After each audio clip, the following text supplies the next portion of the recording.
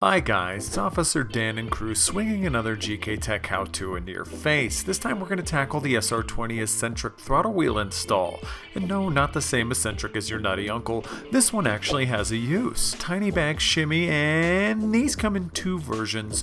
One to suit the S13 fitted with an SR20, and the other to suit S14 and 15 versions with that same good old SR20 as well. Why would I go with an eccentric version, you might ask? Let me lay it down for you.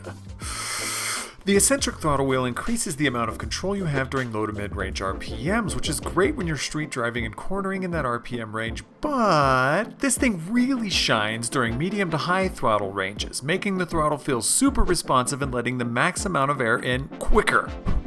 This thing will help your SR20 actually pull a premium before race wars, as seen by our favorite dude ever, shifting happily into 7th gear. Rest in peace, Paul. The install is pretty straightforward, so let's get at it. First things first, make sure your throttle cable is properly adjusted. Kick the pedal a few times, then make sure you have a slight bit of slack on the cable as shown here. If it's like this, you can move on. If not, tighten that thing up. Loosen and remove the nut on the outside, then remove the throttle cable itself.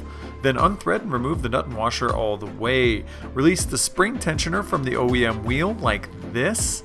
Then remove that round hunk of garbage off of the SR. Comparing the two, you can see here how, like your weird uncle, ours is different from the OEM version. The center bore is offset to provide smooth eccentric action to your loud pedal. Toss that old sucker out and let's get back to it. Make sure the OEM plastic bushing shown here stays in place, then fit the new wheel on. Fetching that spring and slipping it right over the top as shown here.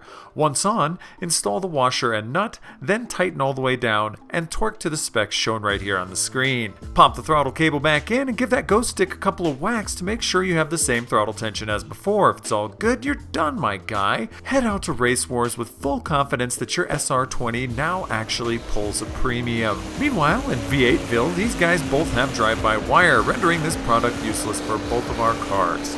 Sad face indeed. If you can't install this, have a pro do it and reach out with any questions. This has been Officer Dan, Johnny Caps, and eccentrically Zach coming at you with another how-to. Peace.